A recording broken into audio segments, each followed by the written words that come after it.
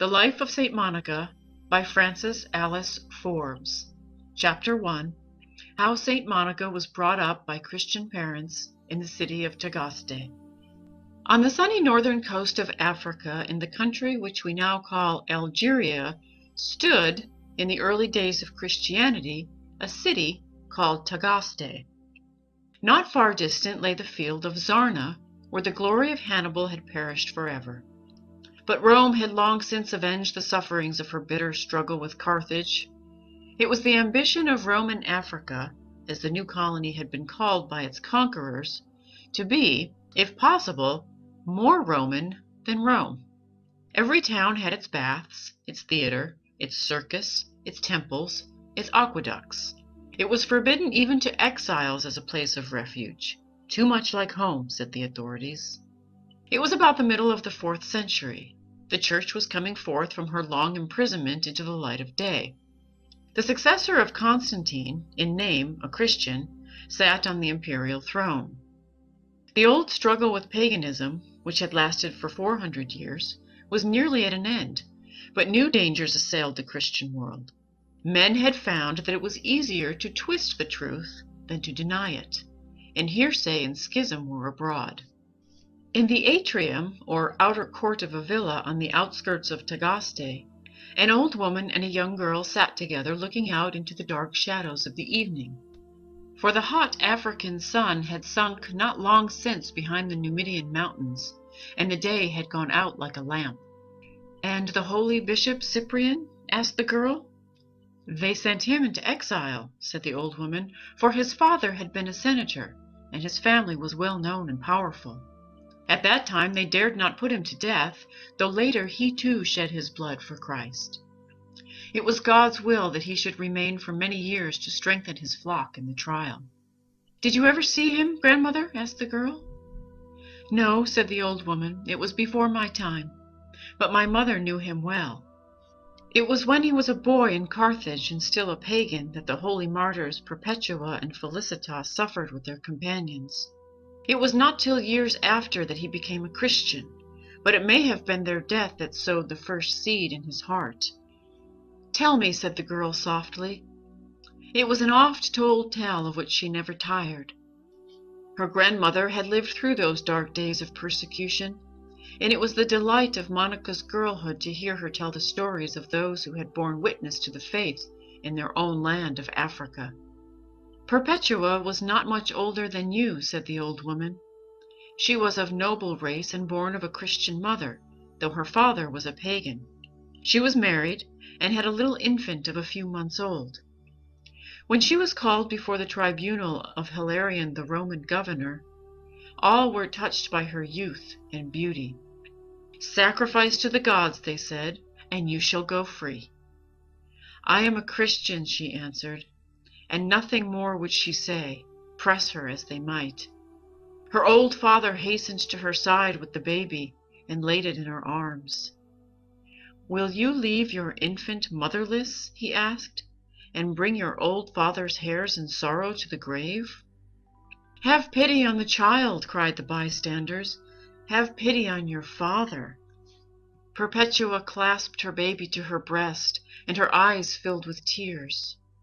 They thought she had yielded, and brought her the incense. 'Just one little grain on the brazier,' they said, 'and you are free, for the child's sake and your old father's.' She pushed it from her. 'I am a Christian,' she said. 'God will keep my child.' She was condemned with her companions to be thrown to the wild beasts in the amphitheater, and they were taken away and cast into a dark dungeon. Every day they were tempted with promises of freedom to renounce the truth. The little babe of Felicitas was born in the prison where they lay awaiting death. A Christian woman took the infant to bring it up in the faith. The young mother never saw the face of her child in this world.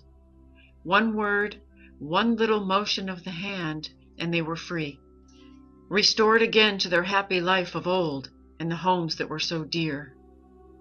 There were many, alas, in those cruel days who had not courage for the fight, who sacrificed and went their way. Not so these weak women. Once again they brought Perpetua her little child to try to shake her constancy. The prison was like a palace, she said, while its little downy head lay on her breast. Her father wept, and even struck her in his grief and anger.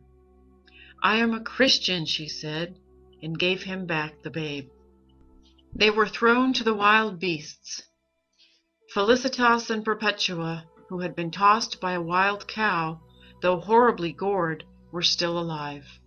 Gladiators were summoned to behead them.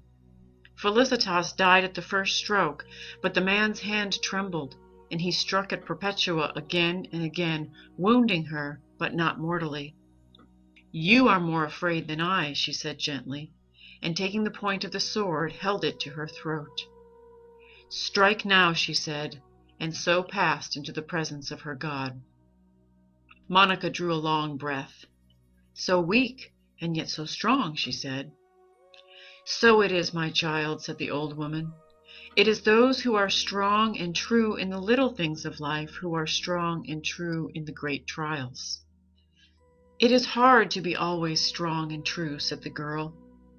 "Not if God's love comes always first," answered the old woman. Monica was silent. She was thinking of her own young life, and how, with all the safeguards of a Christian home about her, she had narrowly escaped a great danger. From her babyhood she had been brought up by her father's old nurse. Not over-tenderly, perhaps, but wisely, for the city of Tagaste was largely pagan in its habits, and the faithful old servant knew well what temptations would surround her nursling in later years. Monica, though full of life and spirit, had common sense and judgment beyond her years. She had also a great love of God, and of all that belonged to His holy service, and would spend hours kneeling in the church in a quiet corner. It was there she brought all her childish troubles and her childish hopes. It was to the invisible friend in the sanctuary that she confided all the secrets of her young heart, and above all, that desire to suffer for Him and for His church with which the stories of the martyrs had inspired her. When the time slipped away too fast, and she returned home late, she accepted humbly the correction that awaited her, for she knew that she had disobeyed, although unintentionally, her nurse's orders. Monica had been willfully disobedient once, and all her life long she would never forget the lesson her disobedience had taught her. It was a rule of her old nurse that she should take nothing to drink between meals, even in the hot days of summer in that sultry climate. If she had not courage to bear so slight a mortification as that, the old woman would argue, it would go ill with her in the greater trials of life. Monica had become used to the habit, but when she was old enough to begin to learn the duties of housekeeping, her mother had desired that she should go every day to the cellar to draw the wine for the midday meal. A maidservant went with her to carry the flagon, and the child, feeling delightfully important, filled and refilled the little cup which was used to draw the wine from the cask, and emptied it carefully into the wine jar. When all was finished, a few drops remaining in the cup, a spirit of mischief took sudden possession of Monica, and she drained it off, making a wry face as she did so at the strange taste. The maidservant laughed, and continued to laugh when the performance was repeated the next day and the day after. The strange taste became gradually less strange and less unpleasant to the young girl. Daily a few drops were added, until at last, scarcely thinking what she did, she would drink nearly the fill of the little cup, while the servant laughed as of old.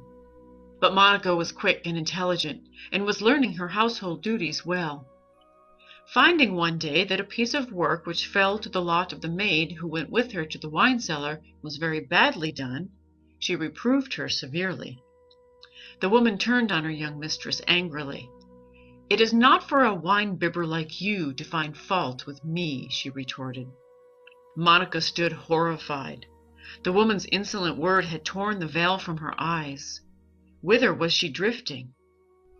Into what depths might that one act of disobedience so lightly committed have led her, had not God in His mercy intervened? She never touched wine for the rest of her life unless largely diluted with water. God had taught her that he who despises small things shall fall by little and little, and Monica had learned her lesson. She had learned to distrust herself, and self-distrust makes one marvelously gentle with others.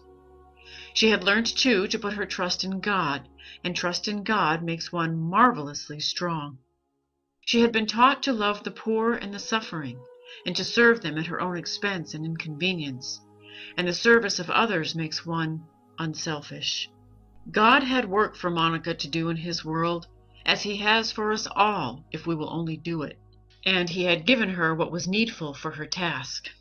That night, on the way to her chamber, as the young girl passed the place where she had sat with her grandmother earlier in the day, she paused a moment and looked out between the tall pillars into the starlit night, where the palm trees stood like dark shadows against the deep, deep blue of the sky. She clasped her hands, and her lips moved in prayer. "O God," she murmured, "to suffer for Thee and for Thy faith." God heard the whispered prayer and answered it later. There is a living martyrdom as painful and as bitter as death, and Monica was called to taste it. Chapter 2. How Saint Monica lived in the pagan household of her husband Patricius. Although there were many Christians in Roman Africa, pagan manners and customs still survived in many of her cities. The people clung to their games in the circus, the cruel and bloody combats of the arena, which, though forbidden by Constantine, were still winked at by provincial governors. They scarcely pretended to believe in their religion, but they held to the old pagan festivals, which enabled them to enjoy themselves without restraint under pretense of honoring the gods. The paganism of the 4th century, with its motto, "Let us eat, drink, and be merry," imposed no self-denial. It was therefore bound to be popular. But unrestrained human nature is a dangerous thing. If men are content to live as the beasts that perish, they fall as far below their level as God meant them to rise above it, and the Roman Empire was falling to pieces through its own corruption. In Africa, the worship of the old Punic gods, to whom living children used to be offered in sacrifice, had still its votaries, and priests of Saturn and Astarte, with their long hair and painted faces and scarlet robes, were still to be met dancing madly in procession through the streets of Carthage. The various heretical sects had their preachers everywhere, proclaiming that there were much easier ways of serving Christ than taught by the Catholic Church. It was hard for the Christian bishops to keep their flocks untainted, for there were enemies on every side. When Monica was 22 years old, her parents gave her in marriage to a citizen of Tagaste called Patricius. He held a good position in the town, for he belonged to a family which, though poor, was noble. Monica knew little of her future husband, save that he was nearly twice her age and a pagan, but it was the custom for parents to arrange all such matters, and she had only to obey. A little surprise was perhaps felt in Tagaste that such good Christians should choose a pagan husband for their beautiful daughter, but it was found impossible to shake their hopeful views for the future. When it was objected that Patricius was well known for his violent temper even amongst his own associates, they answered that he would learn gentleness when he became a Christian. That things might go hard with their daughter in the meantime, they did not seem to foresee. Monica took her new trouble where she had been used to take the old. Kneeling in her favorite corner in the church, she asked help and counsel of the friend who never fails. She had had her girlish ideals of love and marriage. She had dreamt of a strong arm on which she could lean, of a heart and soul that would be at one with her in all that was most dear, of 2 lives spent together in God's love and service. And now it seemed that it was she who would have to be strong for both, to strive and to suffer to bring her husband's soul out of darkness into the light of truth. Would she succeed? And if not, what would be that married life which lay before her? She did not dare to think. She must not fail, and yet, "Thou in me, O Lord," she prayed again and again through her tears.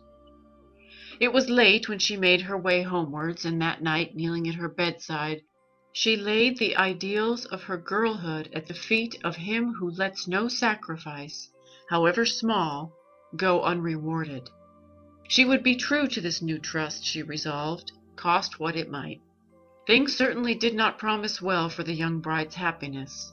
Patricius lived with his mother, a woman of strong passions like himself and devoted to her son. She was bitterly jealous of the young girl who had stolen his affections, and had made up her mind to dislike her. The slaves of the household followed, of course, their mistress's lead, and tried to please her by inventing stories against Monica. Patricius, who loved his young wife with the only kind of love of which he was capable, had nothing in common with her, and had no clue to her thoughts or actions. He had neither reverence nor respect for women. Indeed, most of the women of his acquaintance were deserving of neither, and he had chosen Monica for her beauty much as he would have chosen a horse or a dog. He thought her ways and ideas extraordinary. She took as kindly an interest in the slaves as if they had been of her own flesh and blood, and would even intercede to spare them a beating. She liked the poor, and would gather these dirty and unpleasant people about her, going so far even as to wash and dress their sores. Patricius did not share her attraction, and objected strongly to such proceedings. But Monica pleaded so humbly and sweetly that he gave way, and let her do what seemed to cause her so much pleasure. There was no accounting for tastes, he remarked. She would spend hours in the church praying, with her great eyes fixed on the altar. True, she was never there at any time when she was likely to be missed by her husband, and never was she so full of tender affection for him than when she came home. But still, it was a strange way of spending one's time. There was something about Monica, it is true, that was altogether unlike any other inmate of the house, as she went about her daily duties, always watching for the chance of doing a kind action. When Patricius was in one of his violent tempers, shouting, abusing, and even striking everybody who came in his way, she would look at him with gentle eyes that showed neither fear nor anger. She never answered sharply, even though his rude words wounded her cruelly. He had once raised his hand to strike her, but he had not dared. Something, he did not know what, withheld him.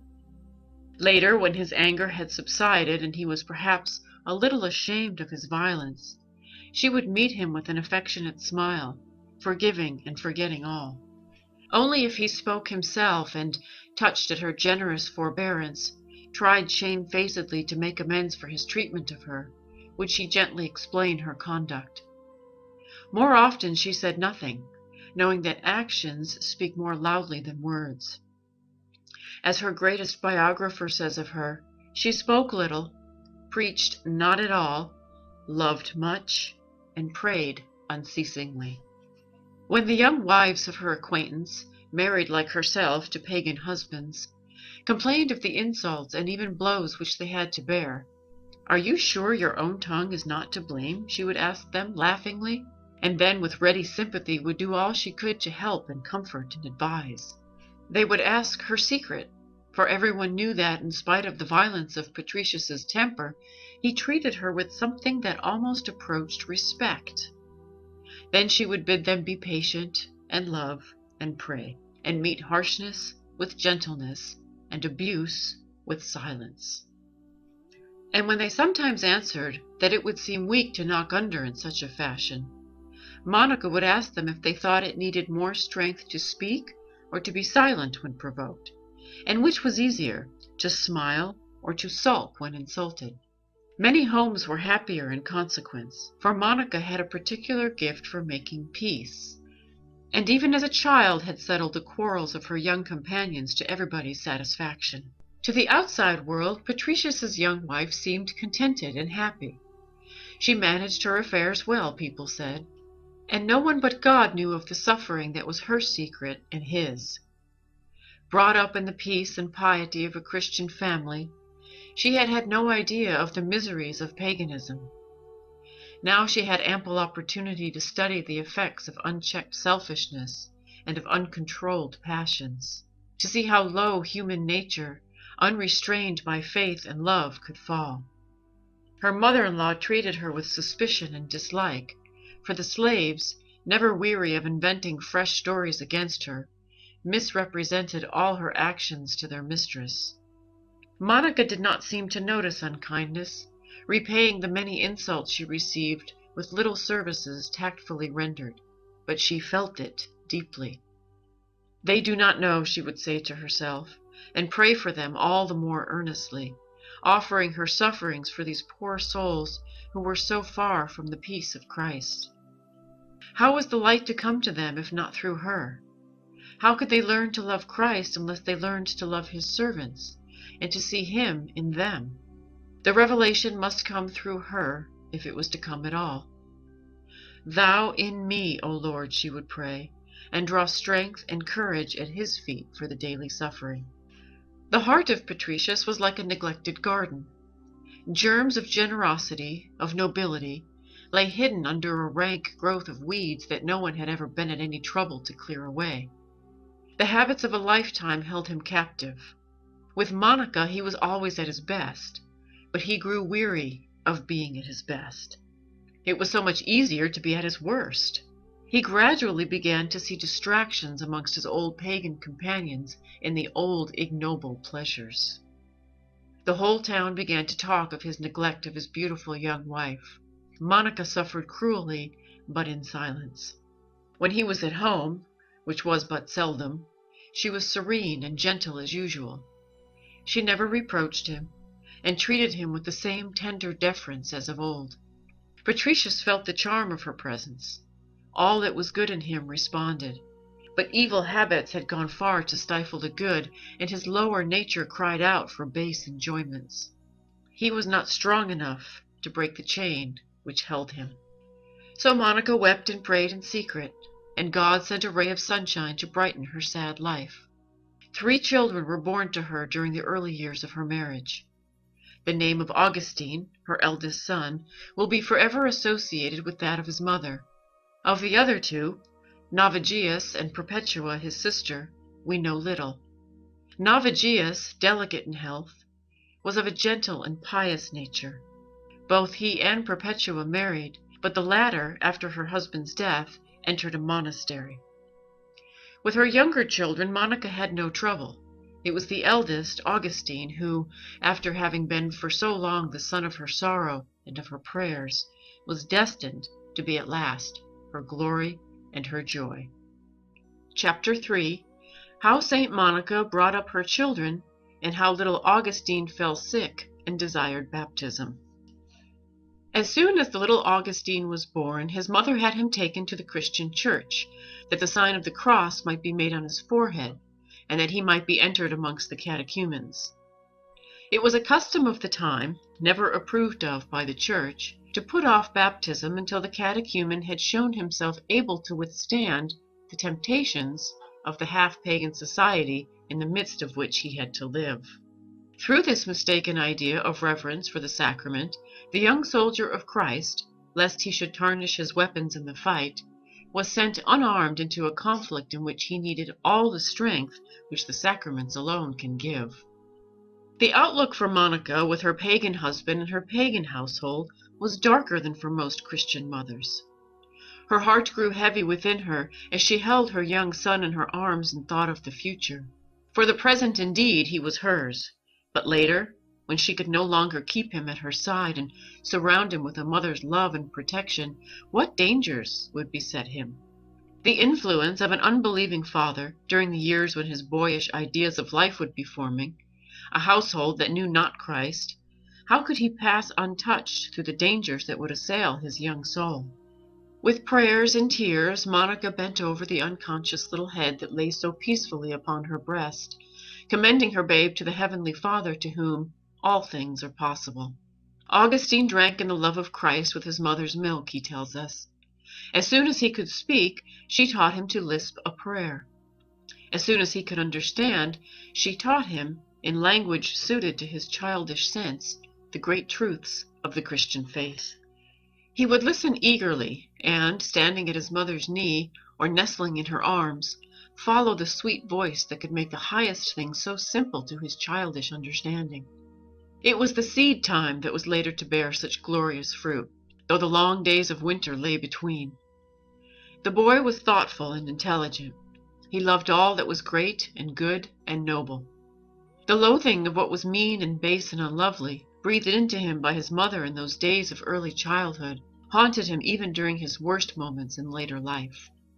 The cry that burst from his soul in manhood, when he had drunk deeply of the cup of earthly joys and found it bitter and unsatisfying, had its origin in those early teachings.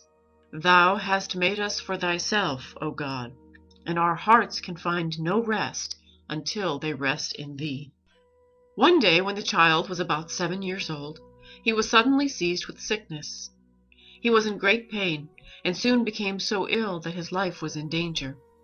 His parents were in anguish, but Augustine's one thought was for his soul. He begged and prayed that he might receive baptism. Monica added her entreaties to his. Patricius yielded. All was prepared, when the child suddenly got better.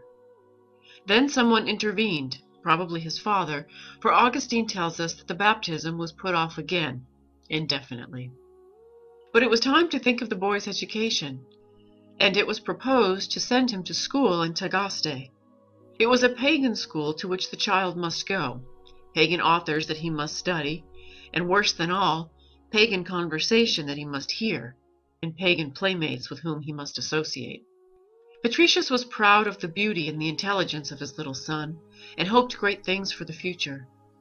But Augustine's early school days were far from brilliant.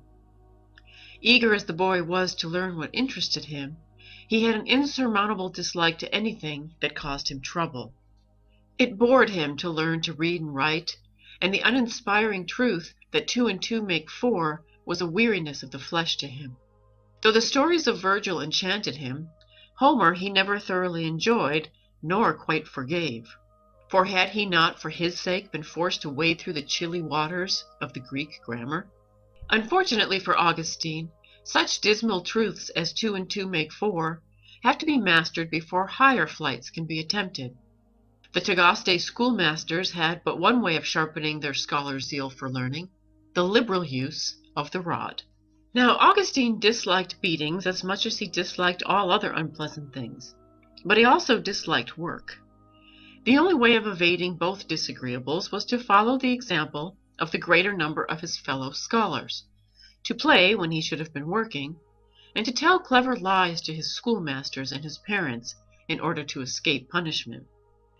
Such tricks, however, are bound to be found out sooner or later, and Monica, realizing that much could be got out of her son by love, but little by fear, took him for a course of instruction to the Christian priests, that he might learn to overcome himself for the love of God.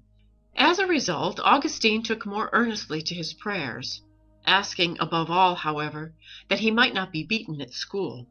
His mother, finding him one day praying in a quiet corner to this intent, suggested that if he had learned his lessons for the day, he need have no fear, but if he had not, punishment was to be expected. Patricius, who was passing and overheard the conversation, laughed at his son's fears and agreed with his wife. Augustine thought them both exceedingly heartless. As the boy grew older, however, his wonderful gifts began to show themselves, and his masters, seeing of what he was really capable, punished him yet more severely when he was idle. Augustine, too, began to take pride in his own success, and to wish to be first among his young companions. The latter cheated as a matter of course, both in work and at play. Bad habits are catching, and Augustine would sometimes cheat too. When found out, he would fly into a passion, although no one was so severe on the dishonesty of others as he. And yet, though he would often yield to the temptations that were the hardest for his pleasure-loving nature to resist, there was much that was good in the boy. He had a faithful and loving heart, an attraction for all that was great and noble. He was, in fact, his mother's son as well as his father's. The tares and the wheat were sprouting side by side. But Augustine was rapidly growing out of childhood. Patricius, prouder than ever of his clever son, resolved to spare no pains to give him the best education that his means could procure. The boy had a great gift of eloquence, said his masters, and much judgment. He would be certain to succeed brilliantly at the bar.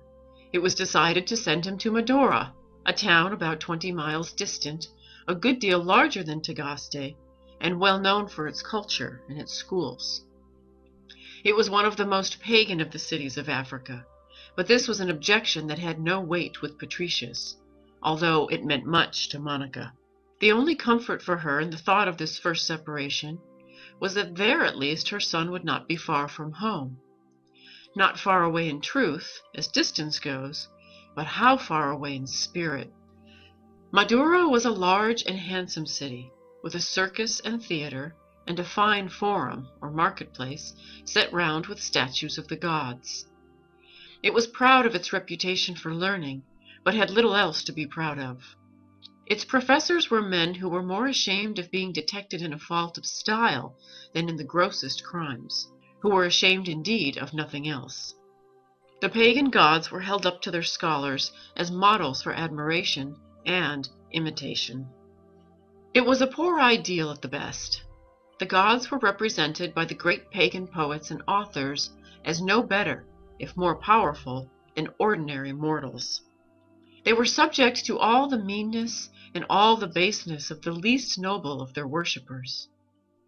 That their adventures, neither moral nor elevating, were told in the most exquisite language by the greatest authors of antiquity, rather added to the danger than decreased it. True, the noblest of the classic writers broke away continually from the bondage which held them, to stretch out groping hands toward the eternal truth and beauty into which real genius must always have some insight, but not all were noble. The students of Madura were worthy of their masters. Nothing was too shameful to be talked about, if only it were talked about in well-turned phrases. The plays acted in the theater were what might be expected in Roman society of the 4th century, that society from which St. Anthony and St. Jerome had been forced to flee to the desert in order to save their souls. Augustine won golden opinions from his masters for his quickness and intelligence. They thought of nothing else but of cultivating the minds of their scholars. Heart and soul were left untouched, or touched in such a way that evil sprang to life and good was stifled. He was a genius, they cried, a budding rhetorician, a poet. Although masters and scholars alike applauded him, Augustine, while he drank their praises greedily, was restless and unhappy. He had gone down before the subtle temptations of Madura like corn before the scythe. First evil thoughts, but carelessly resisted, then evil deeds. He had lost his childish innocence, and with it his childish happiness. For he knew too much, and was too noble of nature to be content with what was ignoble. The seeds of his mother's teaching were yet alive within him. And Monica? Only 20 miles away at Tagaste, she was praying for her son, beseeching the Heavenly Father to keep him from evil, to watch over him now that she was no longer at his side, hoping and trusting that all was well with her boy. Chapter 4. How Saint Monica, by her gentleness and charity, won Patricius and his mother to Christ. Of all the hidden forces in the world, perhaps the most mysterious is what we call influence. For good or for evil, to a lesser or greater degree, it goes out from each one of us and has its effect on all with whom we come in contact. It is like a subtle breath that braces the spirit to good or relaxes it to evil, but never leaves it untouched or unmoved. No man liveth to himself alone, said St. Paul, who had many opportunities of watching the workings of the mysterious force in the world and of studying its effects. According as we follow our best and noblest instincts, or, to use a homely but vivid phrase, let ourselves go, consciously or unconsciously, we give an upward lift or a downward push to all who come in contact with us. Happily for us all, God does not ask of us attainment, but effort, and earnest effort is the simple secret of healthy influence. Monica, it is true, was a saint, but a saint in the making. Saints are not born ready-made. Holiness is a beautiful thing that is built up stone by stone, not brought into being by the touch of the enchanter's wand. During the years that had passed since Patricius had brought his young wife home to his mother's house, she would have been the first to confess how far she had fallen short of the ideal she had set herself to attain. And yet there had been ceaseless effort, ceaseless prayer, unwearying love, and patience. Outwardly, all seemed as usual, but the hidden force had been doing its work in secret, as it always does. The mother of Patricius was growing old. She was neither so active nor so strong as she had been. What had used to be easy to her was becoming difficult. It galled her independent spirit to be obliged to ask help of others. Monica, reading her heart as only the unselfish can, saw this and understood. At every moment the older woman would find that some little service had been done by unseen hands, some thoughtful act that made things easier for the tired old limbs. There was someone who seemed to know and understand what she wanted almost before she did herself. Who could it be? Not the slaves, certainly. They did their duty for fear of being beaten, but that was all. It was all, indeed, that was expected of them. Not Patricius, either. It was not his way. He never thought of such things. It could therefore be no one but Monica. The old woman mused deeply. She had treated her daughter-in-law harshly and unkindly during all these years. She had looked upon her as an intruder. But then the slaves had told her unpleasant stories of their young mistress. It was only what she deserved. And yet, it was hard to think of those ugly tales in connection with Monica as she herself knew her, as she had seen her day by day since she came first, a young bride, to her husband's home. Again, how had Monica repaid her for her unkindness? With never-failing charity and sweetness, with gentle respect and deference to her wishes, never trying to assert herself, never appealing to her husband to give her the place which of right belonged to her. She had been content to be treated as the last in the house. The old woman sat lost in thought. What would the house be like, she suddenly asked herself, without that gentle presence? What would she do? What would they all do without Monica?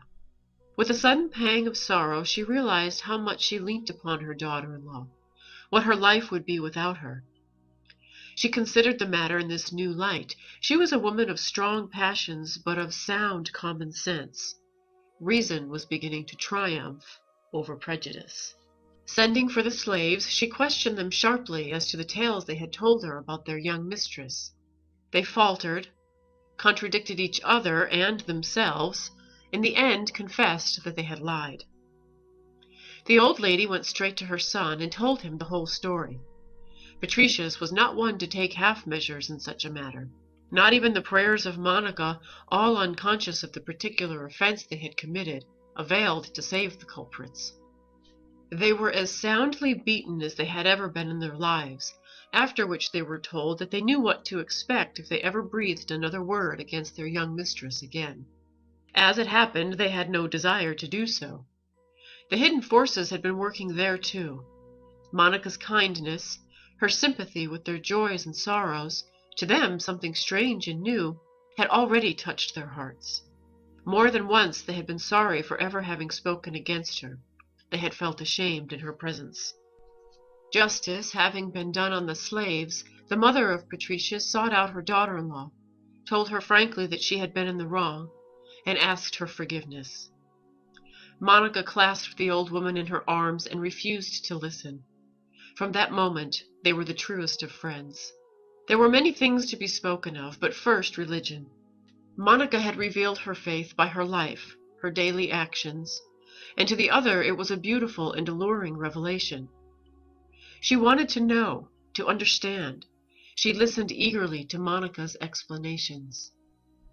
It was a message of new life, of hope beyond the grave, of joy, of peace. She begged to be received as a catechumen. It was not long before she knelt at Monica's side before the altar to be signed on the brow with the cross of Christ, the joyous first fruits of the seed that had been sown in tears. One by one the slaves followed their mistress's example, hungering in turn for the message that brought such peace and light to suffering and weary souls. Was it for such as they asked? And Monica answered that it was for all, that the Master himself had chosen to be as one that served. The whole household was Christian now, with the exception of Patricius, and even he was growing daily more gentle, more thoughtful. The mysterious forces were working on him too. His love for Monica was more reverent. His eyes were opening slowly to the beauty of spiritual things. The old life, with its old pleasures, was growing distasteful to him. He saw its baseness, while as yet he could scarcely tear himself free from its fetters, the fetters of old habits so hard to break. He noticed the change in his mother, and half envied her courage. He even envied the slaves their happy faces, the new light that shone in their eyes, and that gave them a strange new dignity. Monica, watching the struggle, redoubled her prayers. Her unselfish love surrounded her husband like an atmosphere of light and sweetness, drawing him with an invincible power to better things. She would speak to him of their children, above all of Augustine, their eldest born, the admiration of his masters at Madura. He was astonishing everybody, they wrote, by his brilliant gifts. He had the soul of a poet and the eloquence of an orator. He would do great things. Madura had been all very well up till now, his father decided, but everything must be done to give their boy a good start in life. They must go farther afield. Rome was impossible, the distance was too great and the expense too heavy. Patricius's means were limited, but he resolved to do his utmost for his eldest son. Carthage had a reputation for culture and for learning that was second only to that of Rome. If strict economy were practiced at home, Carthage might be possible. In the meantime, it was not much use leaving the boy at Madura. Let him come home and remain there a year, during which he could study privately while they saved the money to pay his expenses at Carthage. The suggestion delighted Monica. She would have her son with her for a whole year. She would be able to watch over him just when he needed her motherly care. She looked forward eagerly to Augustine's return. The old intimate life they had led together before he went to Madura would begin again. Again her boy would hang on her arm and tell her all his hopes and dreams for the future. Hopes and dreams into which she always entered, of which she was always a part. She would look once more into the boy's clear eyes while he confessed to her his faults and failings, and see the light flame up in them as she told him of noble and heroic deeds, and urged him to be true to his ideals. And so in happy dreams the days went past until Augustine's return. But there was bitter grief in store for Monica. This was not the same Augustine they had left at Madura 2 years ago.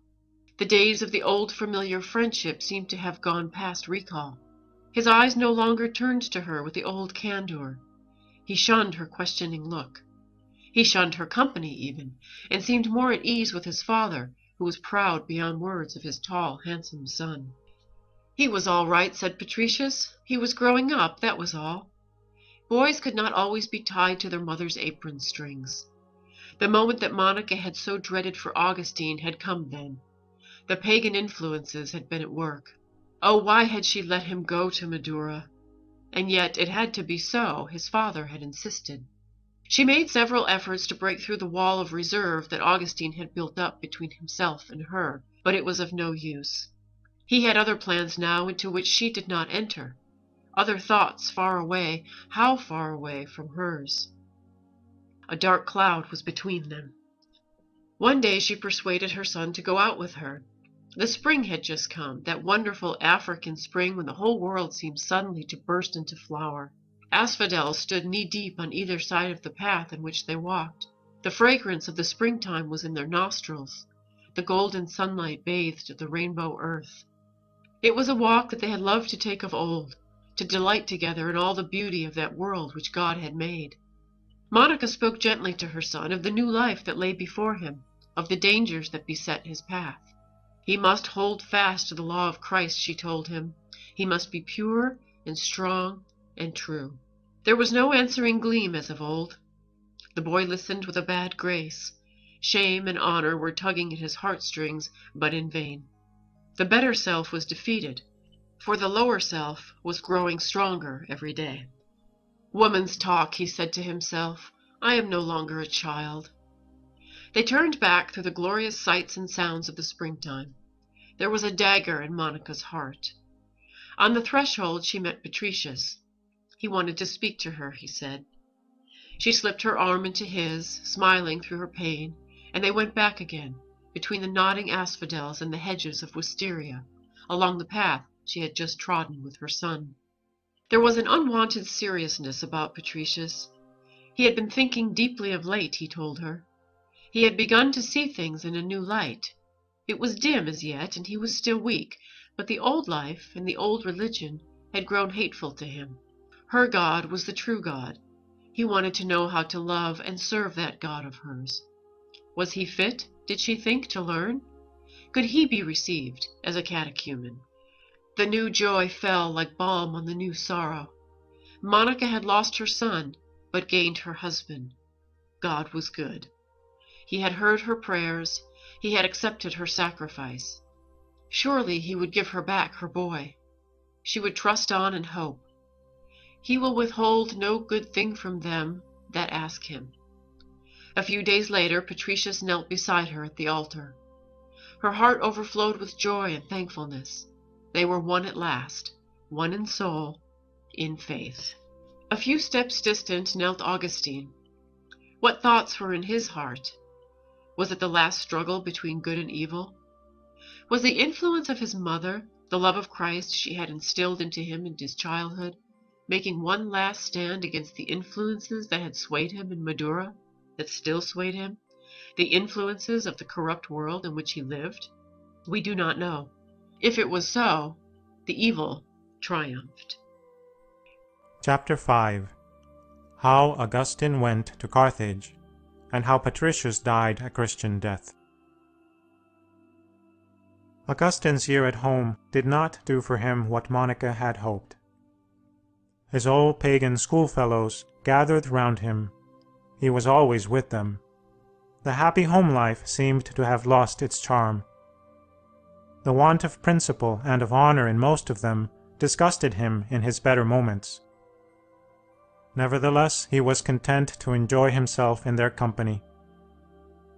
He was even ashamed, when they boasted of their misdoings, to seem more innocent than they, and would pretend to be worse than he really was, lest his prestige should suffer in their eyes.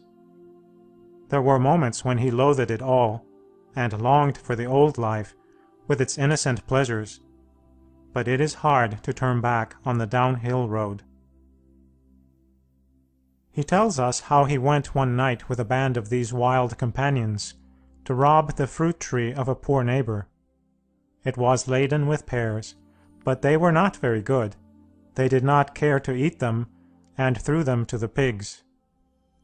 It was not schoolboy greed that prompted the theft, but the pure delight of doing evil, of tricking the owner of the garden. There was the wild excitement, too, of the daring, the fear that they might be caught in the act. He was careful to keep such escapades a secret from his mother, but Monica was uneasy, knowing what might be expected from the companions her son had chosen. Patricius was altogether unable to give Augustine the help that he needed. The Christian ideals of life and conduct were new to him as yet. The old pagan ways seemed only natural. He was scarcely likely to be astonished at the fact that his son's boyhood was rather like what his own had been. He was standing, it is true, on the threshold of the church, but her teaching was not yet clear to him. His own feet were not firm enough in the ways of Christ to enable him to stretch a steadying hand to another. His mother was failing fast. The end could not be far off. Monica was devoting herself heart and soul to the old woman, who clung to her with tender affection, and was never happy in her absence. Patricius watched them together, and marveled at the effects of the grace of baptism. Was that indeed his mother, he asked himself, that gentle, patient old woman, so thoughtful for others, so ready to give up her own will? She had used to be violent and headstrong like himself, resentful and implacable in her dislikes, but now she was more like Monica than like him. That was Monica's way, though. Her sweetness and patience seemed to be catching. She was like the sunshine, penetrating everywhere with its light and warmth. He, alas, was far behind his mother. Catechumen though he was, the old temper would often flash out still. Self-conquest was the hardest task that he had ever undertaken, and sometimes he almost lost heart and was inclined to give it up altogether. Then Monica would gently remind him that with God's help the hardest things were possible, and they would kneel and pray together, and Patricius would take heart again for the fight. She had a wonderful gift for giving people courage. Patricius had noticed that before. He supposed it was because she was so full of sympathy, and always made allowances. And then she seemed to think, to be sure even, that if one went on trying, failures did not matter, God did not mind them. And that was a very comforting reflection for poor weak people like himself. To go on trying was possible even for him, although he knew he could not always promise himself success. Patricius was anxious about Augustine's future. All his efforts had not succeeded in saving the sum required for his first year at Carthage. He had discovered that it would cost a good deal more than he had at first supposed, and it was difficult to see where the money was to come from. It was at this moment that Romanianus, a wealthy and honorable citizen of Tagaste, who knew the poverty of his friend, came forward generously and put his purse at Patricius's disposal. The sum required was offered with such delicacy that it could not be declined. Augustine was sure to bring glory on his native town, said Romanianus. It was an honor to be allowed to help in his education. Monica was almost glad to see her son depart. The old boyish laziness had given way to a real zeal for learning and thirst after knowledge. The idle life at home was certainly the worst thing for him. Hard work and the pursuit of wisdom might steady his wild nature and bring him back to God. It was her only hope now, as with prayers and tears she besought of him to watch over her son. But Monica did not know Carthage. If it was second only to Rome for its culture and its schools, it almost rivaled Rome in its corruption. There all that was worst in the civilization of the East and of the West met and mingled. The bloody combats between men and beasts, the gladiatorial shows that delighted the Romans, were free to all who chose to frequent the amphitheatre of Carthage. Such plays as the Romans delighted in, impossible to describe, were acted in the theatre. The horrible rites of the Eastern religions were practiced openly. There was neither discipline nor order in the schools. The wealthier students gloried in their bad reputation. They were young men of fashion who were capable of anything, and who were careful to let others know it. They went by the name of smashers or upsetters, from their habit of raiding the schools of professors whose teaching they did not approve, and breaking everything on which they could lay hands. They treated newcomers with coarse brutality, but Augustine seems in some manner to have escaped their enmity. Perhaps a certain dignity in the young man's bearing, or perhaps his brilliant gifts won their respect, for he surpassed them all in intelligence, and speedily outstripped them in class. Augustine was eager for knowledge and eager for enjoyment. He frequented the theatre. His pleasure-loving nature snatched at everything that life could give, yet he was not happy. "My God," he cried in later years, "with what bitter gall didst thou in thy great mercy sprinkle those pleasures of mine!" He could not forget, and at Tagaste his mother was weeping and praying for her son. Patricius prayed with her. He understood at last. Every day the germs of a noble nature that had lain so long dormant within him were gaining strength and life. Every day his soul was opening more and more to the understanding of spiritual things, while Monica watched the transformation with a heart that overflowed with gratitude and love. The sorrows of the past were all forgotten in the joy of the present, that happy union at the feet of Christ. There was but one cause for sadness. Patricius's health was failing. His mother had already shown him the joys of a Christian deathbed. She had passed away smiling, with their hands in hers, and the name of Jesus on her lips. The beautiful prayers of the Church had gone down with the departing soul to the threshold of the new life, and had followed it into eternity. She seemed close to them still in the light of that wonderful new faith, and to be waiting for them in their everlasting home.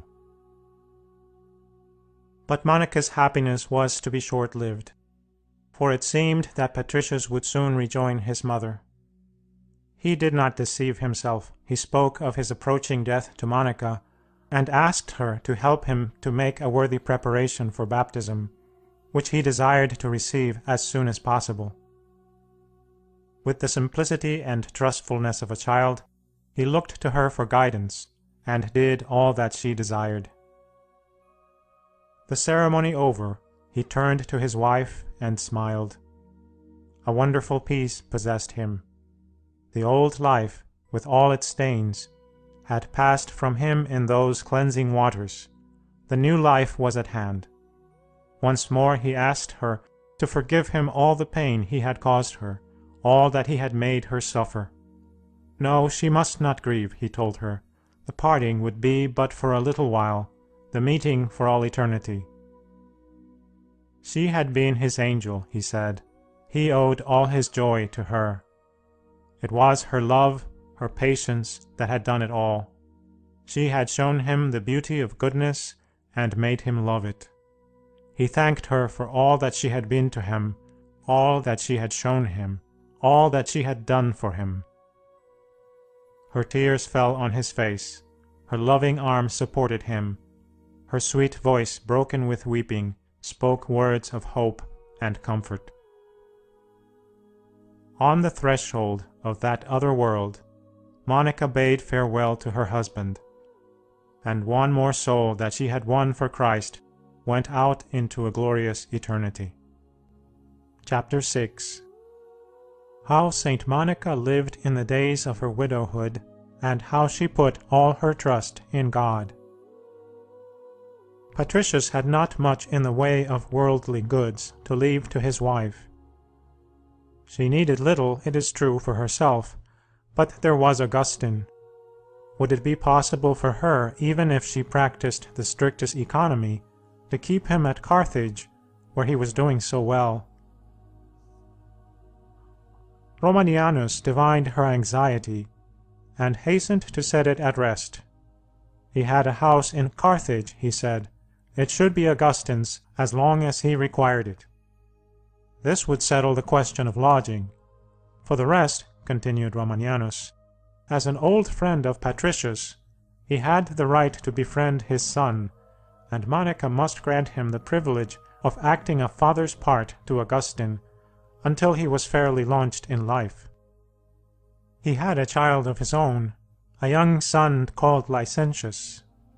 If Monica would befriend his boy, they would be quits. The gratitude of both mother and son towards this generous friend and benefactor lasted throughout their lives. Licentius was to feel its effects more than once. You it was, Romanianus, wrote Augustine in his Confessions, who, when I was a poor young student in Carthage, opened to me your house, your purse, and still more your heart. You it was who, when I had the sorrow to lose my father, comforted me by your friendship, helped me with your advice, and assisted me with your fortune. Monica mourned her husband's death with true devotion, but hers was not a selfish sorrow. She had love and sympathy for all who needed them, and forgot her own grief in solacing that of others. There were certain good works which the Church gave to Christian widows to perform. The hospitals, for instance, were entirely in their hands. They were small as yet, built according to the needs of the moment from the funds of the faithful, and held but few patients. These devoted women succeeded each other at intervals in their task of washing and attending to the sick, watching by their beds and cleaning their rooms. Their ministrations did not even cease there. With reverent care they prepared the dead for burial, thinking the while of the preparation of Christ's body for the tomb, and of him who said, "Inasmuch as ye do it to the least of my brethren, ye do it unto me." It was a happy moment for Monica when her turn came to serve the sick. She would kiss their sores for very pity as she washed and dressed them, and their faces grew bright at her coming. They called her Mother. It seemed such a natural name to give her, for she was a mother to them all, and gave them a mother's love. To some of the poor creatures, friendless slaves as they often were, who had known little sympathy or tenderness in their hard lives, it was a revelation of Christianity which taught them more than hours of preaching could have done. But there was other work besides that at the hospital. There were the poor to be helped, the hungry to be fed, the naked to be clothed. She would gather the orphan children at her knee to teach them the truths of their faith. When they were very poor, she would keep them in her own house, feed them at her own table, and clothe them with her own hands. "If I am a mother to these motherless ones," she would say to herself, "He will have mercy and give me back my boy. If I teach them to know and love him as a father, he will watch over my son." It was a custom of the time on the feasts of saints and martyrs to make a pilgrimage to their tombs, with a little basket of food and wine. This was laid on the grave, after which the faithful would partake of what they had brought, while they thought and spoke of the noble lives of God's servants who had gone before. The custom was abolished not long after, on account of the abuses which had arisen. But Monica observed it to the end. She scarcely tasted of her offering herself, but gave it all away to the poor. Often, indeed, she went cold and hungry, that they might be clothed and fed. Her love of prayer, too, could now find full scope. Every morning found her in her place in church for the holy sacrifice. Every evening she was there again, silent, absorbed in God. The place where she knelt was often wet with her tears. The time passed by unheeded. Patricius, her husband, was safe in God's hands. But Augustine, her eldest born, her darling, in what dark paths was he wandering? And yet in her heart of hearts there was a deep conviction that no sad news of his life at Carthage could shake. His was not the nature to find contentment in the things of earth. He was born to something higher. His noble heart, his strong intelligence, would bring him back to God. And yet, her heart sank as she thought of graces wasted, of conscience trampled underfoot, of light rejected. No, there was no hope anywhere but with God. In Him she would trust, and in Him alone. He was infinite in mercy and strong to save. He had promised that He would never fail those who put their trust in Him. At His feet, and at His feet alone, Monica poured out her tears and her sorrow. With others she was serene and hopeful as of old, even joyous, always ready to help and comfort. It was said of her after her death that no one had such a gift of helping others as she. She never preached at people. Most people have an insurmountable dislike to being preached at, but every word she said had a strange power of drawing souls to God, of making them wish to be better. Augustine, meanwhile, at Carthage, was justifying all the hopes that had been formed of him. He had even greater gifts, it seemed, than eloquence, feeling, and wit. He was at the head of his class in rhetoric.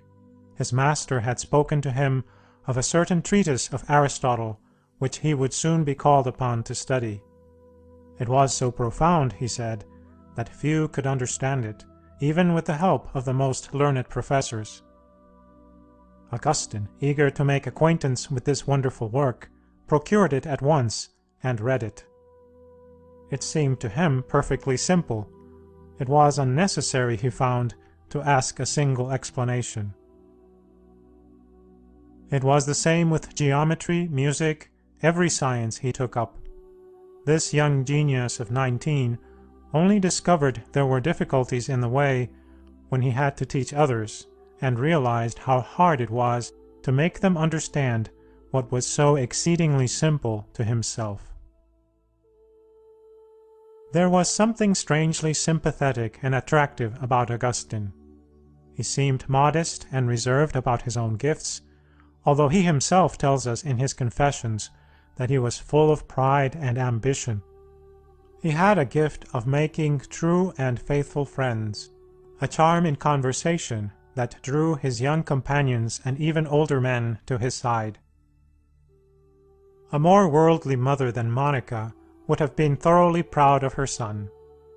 Faith and virtue were alone weak and faint in that soul that could so ill do without them, but to her they were the one essential thing. The rest did not matter. Yet Monica, with true insight, believed that with noble minds knowledge must draw men to God. She hoped much, therefore, that Augustine's brilliance of intellect would save him in the end, and her hopes were not deceived. Already the noble philosophy of Cicero, pagan though he was, had awakened a thirst for wisdom in the young student's soul. Already he felt the emptiness of earthly joys. "I longed, my God," he writes, "to fly from the things of the earth to Thee, and I knew not that it was Thou that wast working in me." One thing cooled my ardor, he goes on to say. It was that the name of Christ was not there, and this name, by Thy mercy, Lord, of Thy Son, my Saviour, my heart had drawn in with my mother's milk, and kept in its depths, and every doctrine where this name did not appear, fluent, elegant, and truth-like though it might be, could not master me altogether. He then turned to the Holy Scriptures, but they appear to him inferior in style to Cicero. "My pride," he writes, "despised the manner in which the things are said, and my intelligence could not discover the hidden sense. They became great only for the humble, and I disdained to humble myself, and inflated with vainglory, I believed myself great." It was at this moment that he came in contact with the Manichaeans, whose errors attracted him at once. This extraordinary heresy had begun in the East, and had spread all over the civilized world. Its followers formed a secret society, with signs and passwords, grades and initiations. To impose on Christians, they used Christian words for doctrines that were thoroughly unchristian. Perhaps the most remarkable thing about them was their hatred of the Church. Augustine, who remained amongst them for 9 years, thus describes them when writing to a friend. "Thou knowest, Honoratus, that for this reason alone did we fall into the hands of these men, namely, that they professed to free us from all errors, and bring us to God by pure reason alone, without that terrible principle of authority. For what else induced me to abandon the faith of my childhood, and follow these men for almost 9 years, but their assertion that we were terrified by superstition into a faith blindly imposed upon our reason, while they urged no one to believe until the truth was fully discussed and proved. Who would not be seduced by such promises, especially if he were a proud, contentious young man, thirsting for truth, such as they then found me?" That was what the Manichaeans promised. What Augustine found amongst them he also tells us. "They incessantly repeated to me, 'Truth, truth, but there was no truth in them. They taught what was false, not only about thee, my God, who art the very truth, but even about the elements of this world, thy creatures. So much for their doctrines. As for the teachers themselves, he found them carnal and loquacious, full of insane pride. The great charm of Manichaeism to Augustine was that it taught that a man was not responsible for his sins. This doctrine was convenient to one who could not find the strength to break with his bad habits.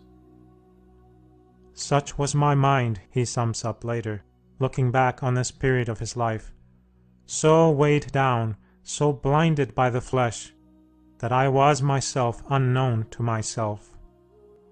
Chapter 7. How Saint Monica's heart was well nigh broken by the news that her son had abjured the Christian faith. Ill news travels fast. Augustine had scarcely joined the Manichaeans before the tidings reached Monica.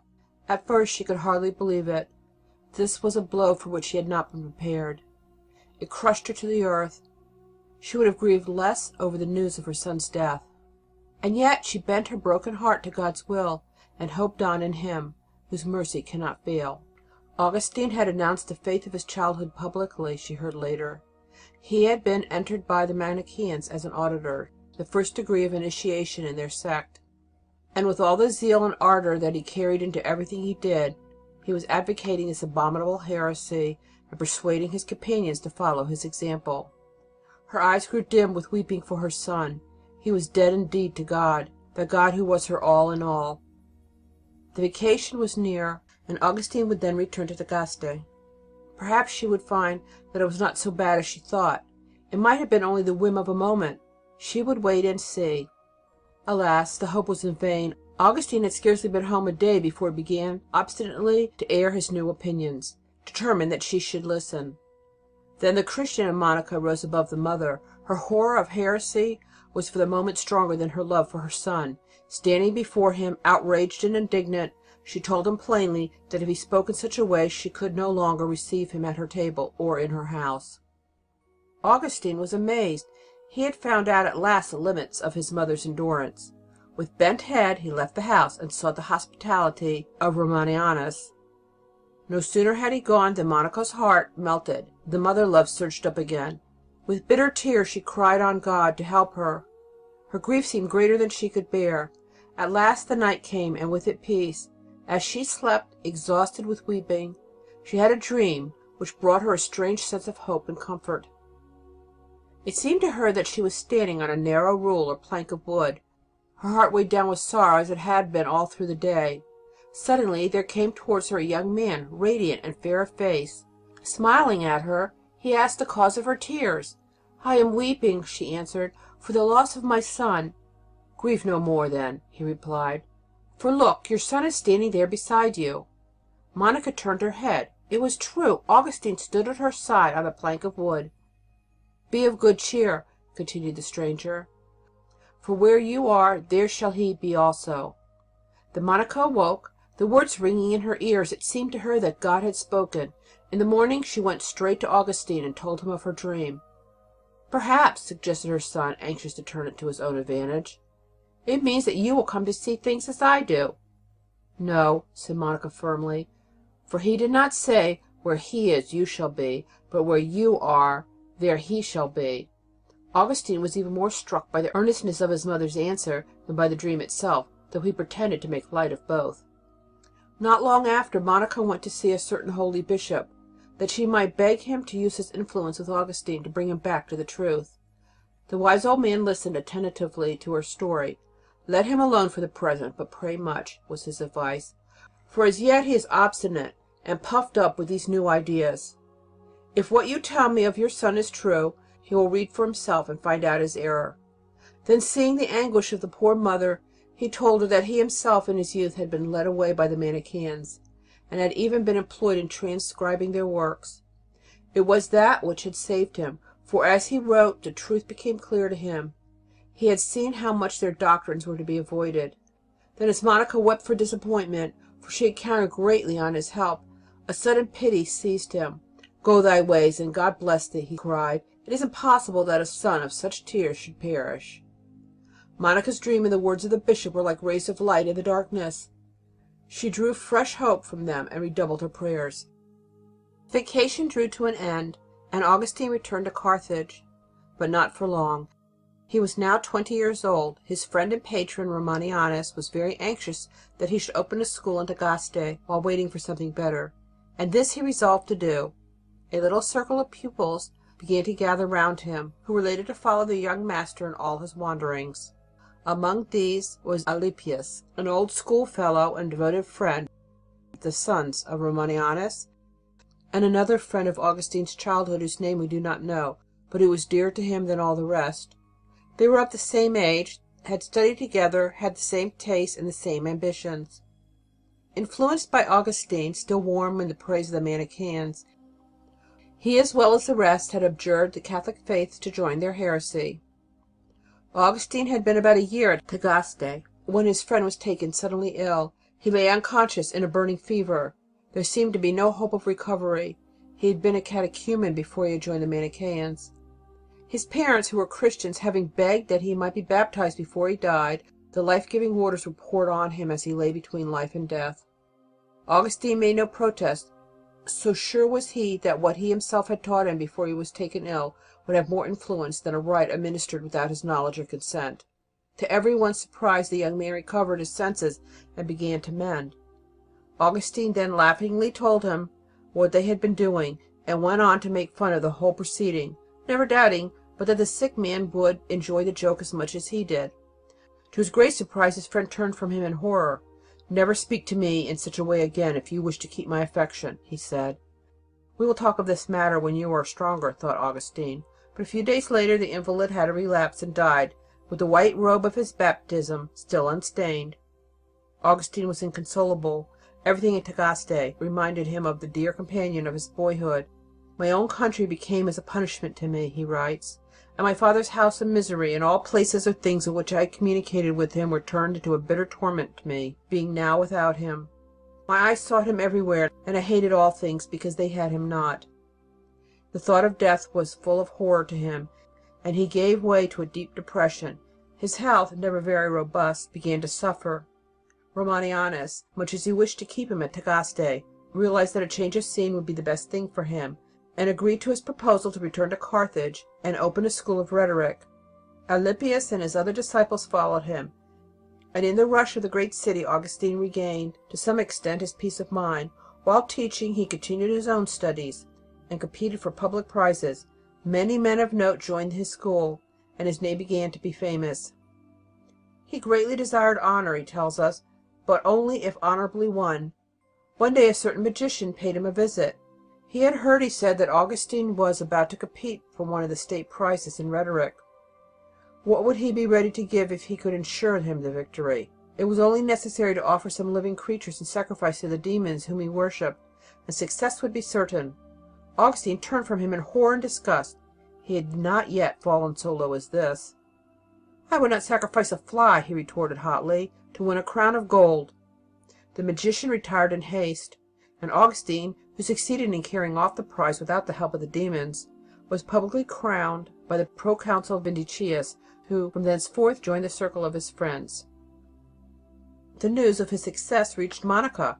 Her mother's heart rejoiced in his triumph, but her joy was tempered with sorrow. Carthage had taken more from her son than it would ever give him, and her thoughts were of other victories and other crowns.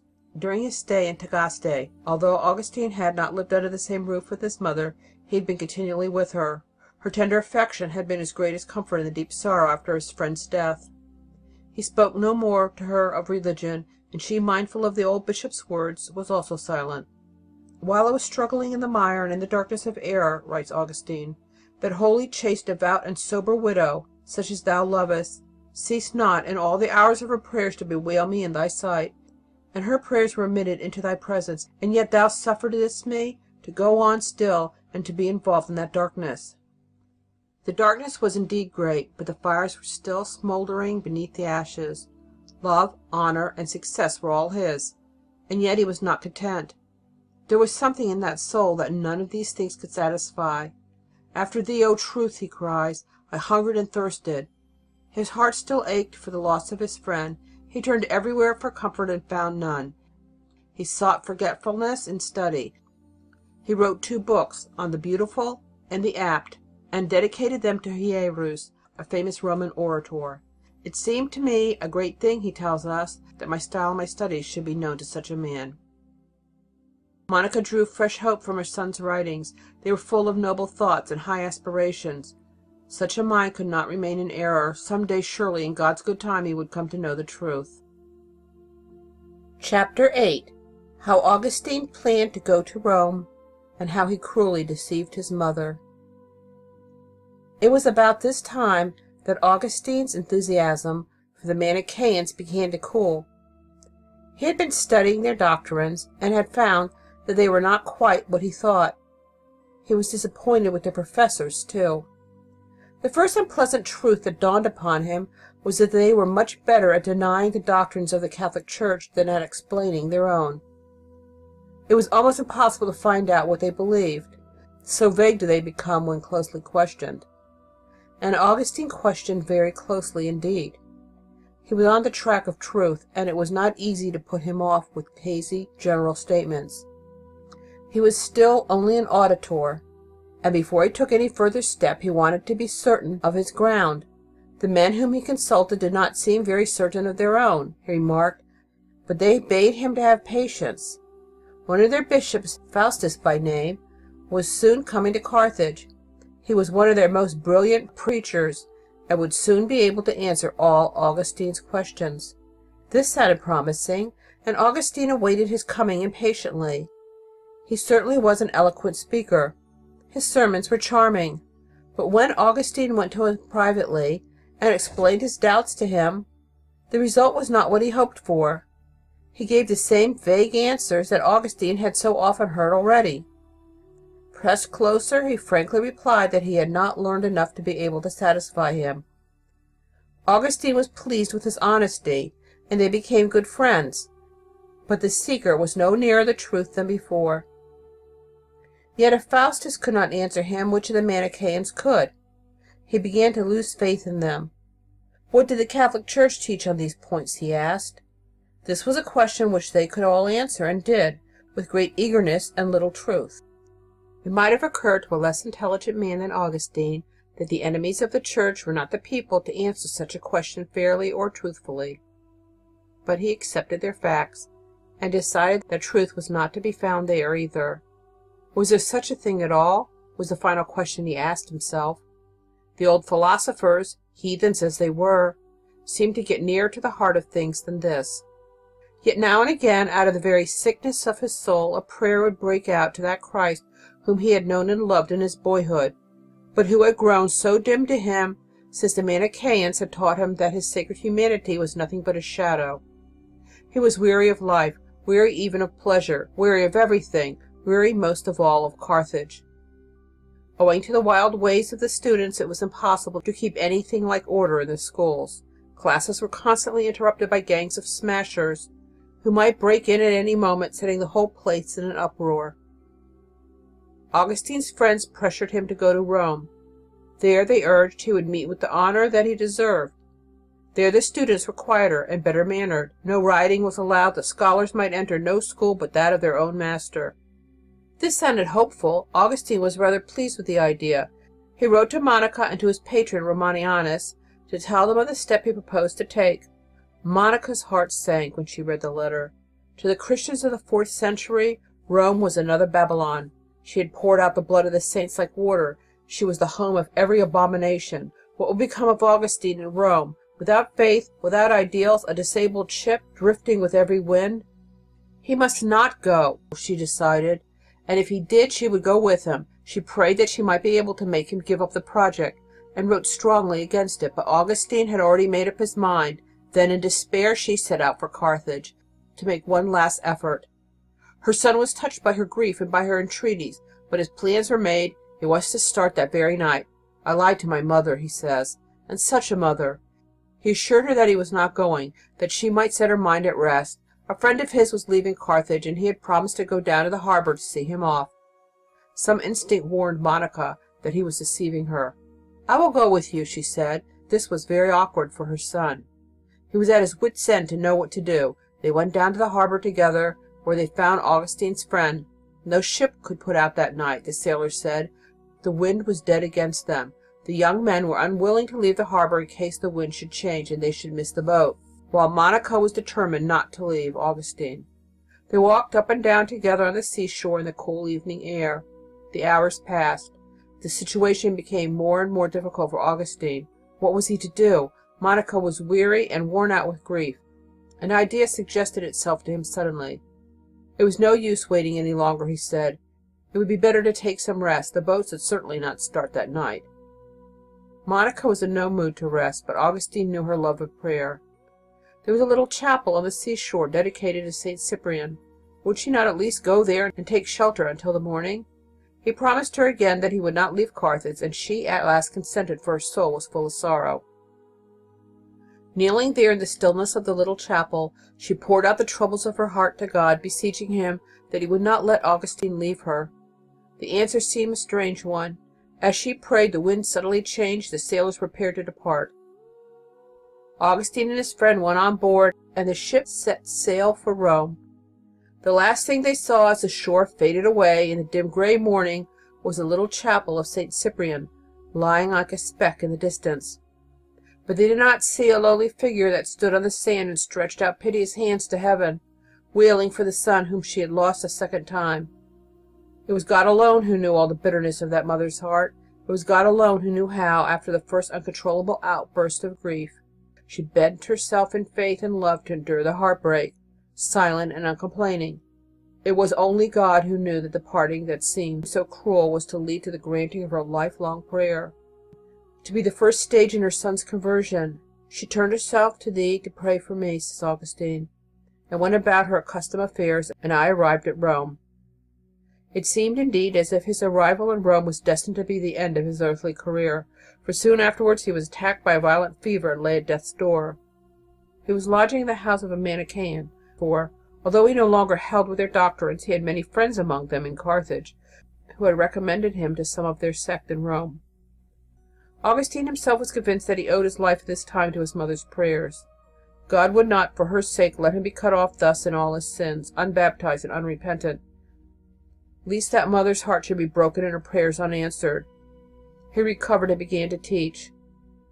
Already, while he was in Carthage, he had suspected that the lives of the Manichaeans were not much better than those of the heathens among whom they lived, although they gave out that their creed was the only one likely to reform human nature. In Rome his suspicions were confirmed.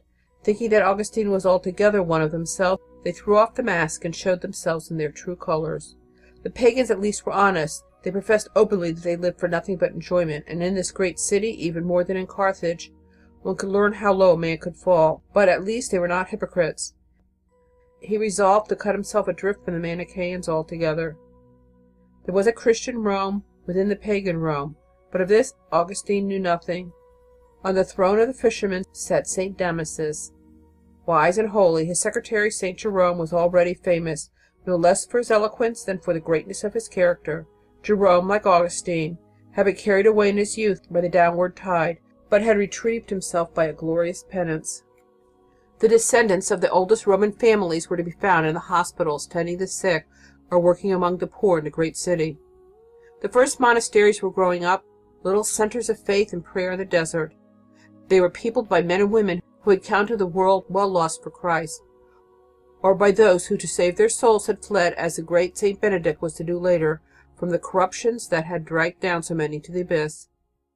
Augustine had been greatly attracted shortly before leaving Carthage by the preaching of Helpidius, a Catholic priest. The idea came to him while in Rome to go to the Catholics and find out what they really taught, but he dismissed it. The Manichaeans had already told him, he reflected, that no intelligent man would accept their doctrines. Besides, they were too strict, their ideals were too high. He would have to give up too much. One more honest impulse was stifled. He entered a school of philosophers who professed to believe in nothing. It was, he decided, the wisest philosophy he knew. Chapter 9. How Augustine came to Milan, and how his tempest-tossed soul found light and peace at last. Augustine had not been a year in Rome before he discovered that the ways of the Roman students were not quite so delightful as he had been led to believe. They were less insolent, that is true, than those of Carthage, and not so rough, but they had other defects which were quite as trying.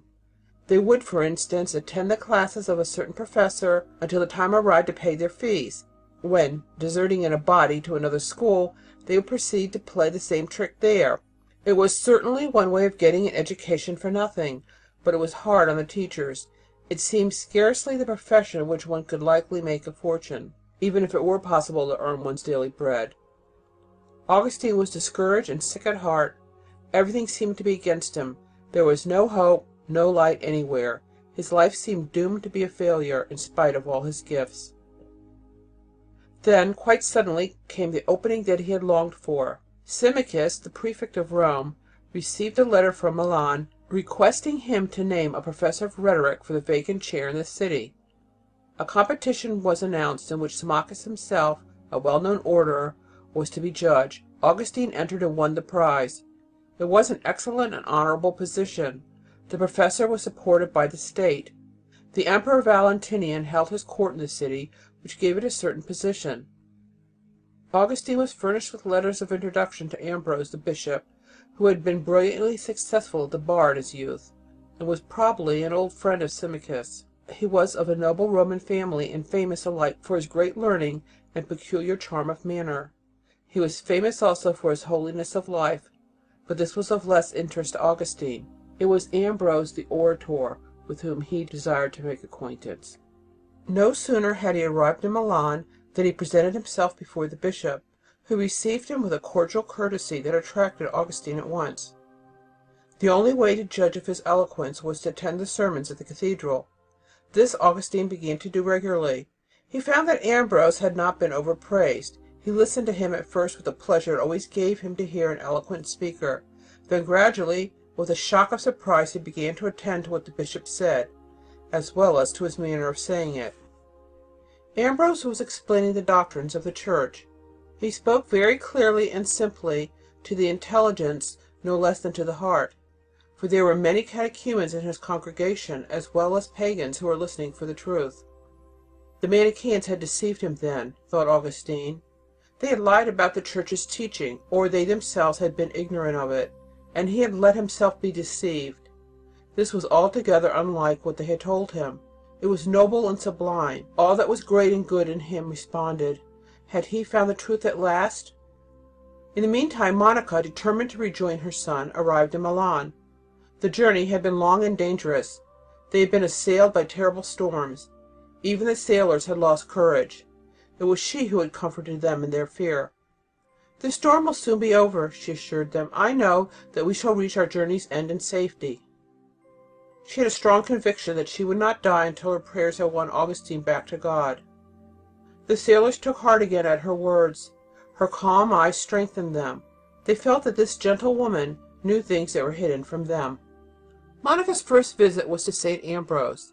The two noble natures understood each other at once.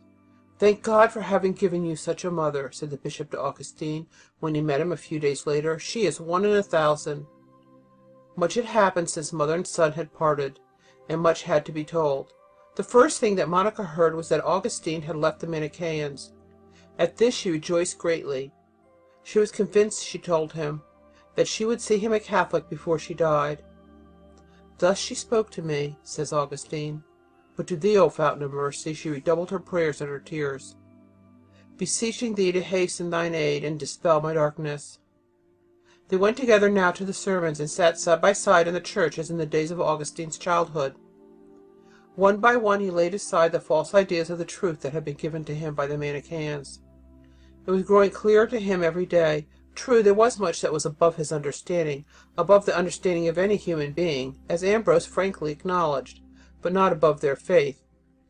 The Manichaeans had sneered at faith as childish and credulous, and yet, thought Augustine, how many things he believed that he could have no possibility of proving.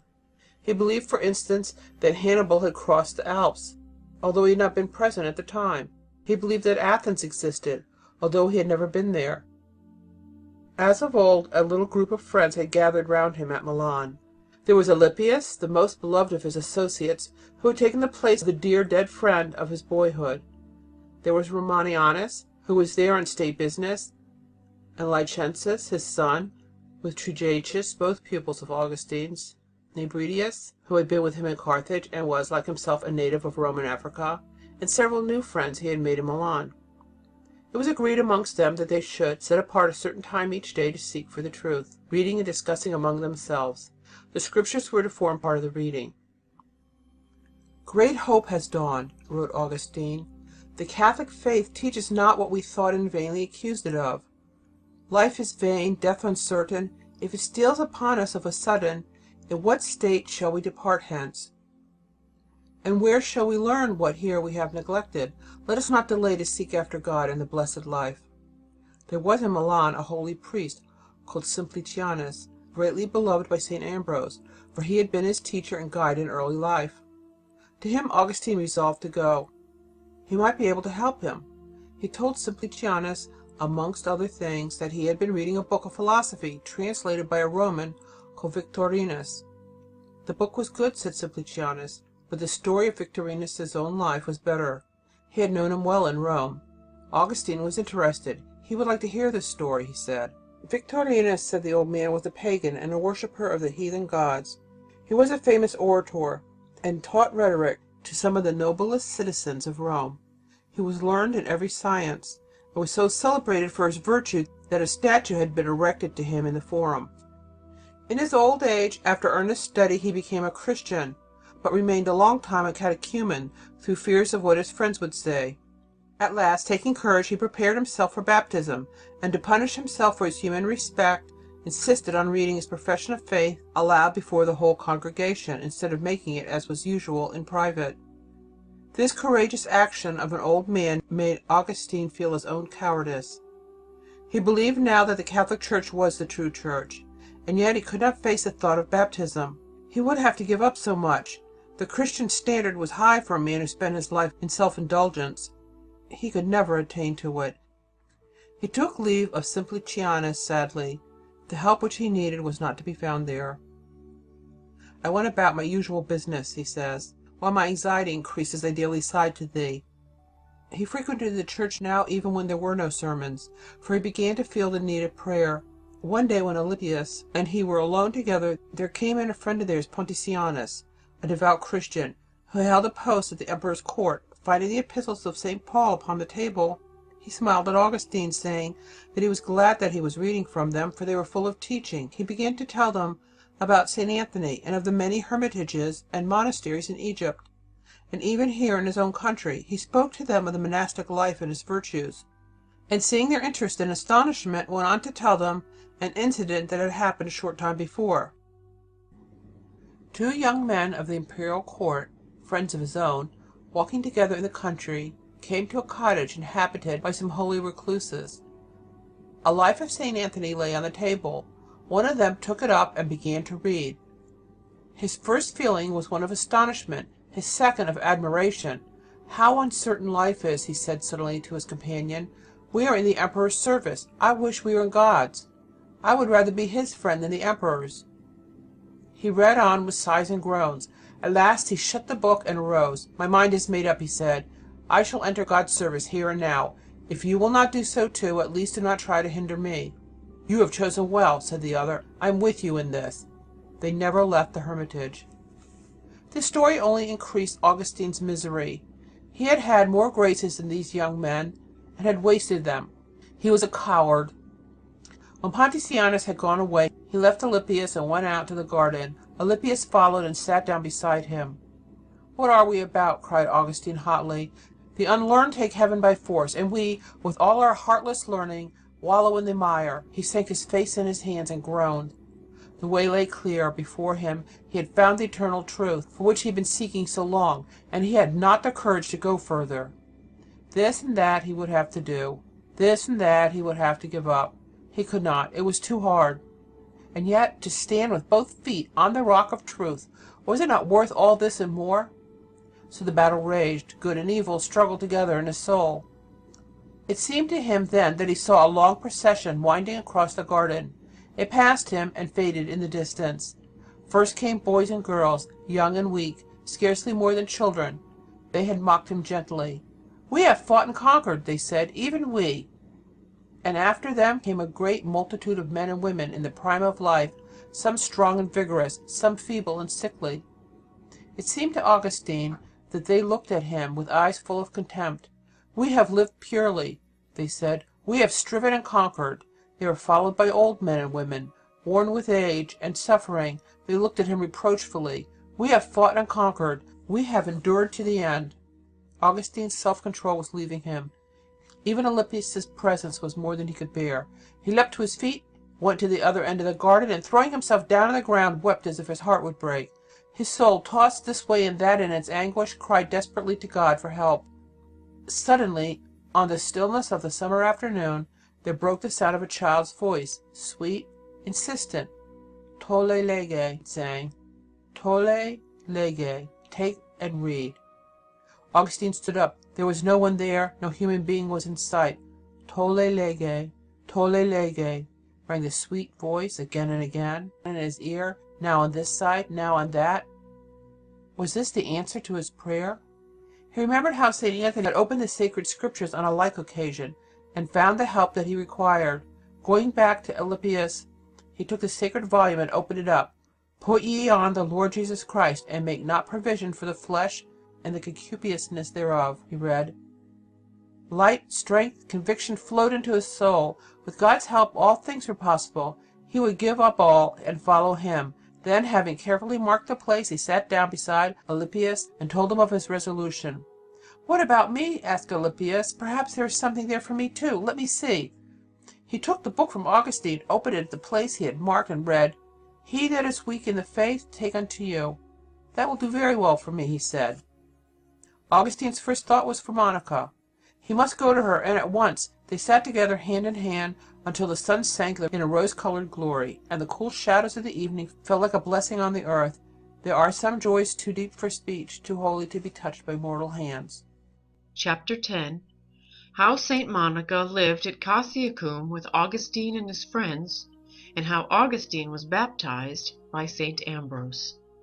Amongst the saints there are two great penitents, Saint Mary Magdalene and Saint Augustine, who in the first moment of their conversion shook themselves wholly free from the trammels of the past and never looked back again. "Thou hast broken my bonds in sunder," cries Saint Augustine. "To thee will I offer the sacrifice of praise." Honors, wealth, pleasure, all things he had desired so passionately, were now as nothing to him. "For thou didst expel them from me," he says, "and didst come in thyself instead of them. And I sang to thee, my Lord God, my true honor, my riches, and my salvation."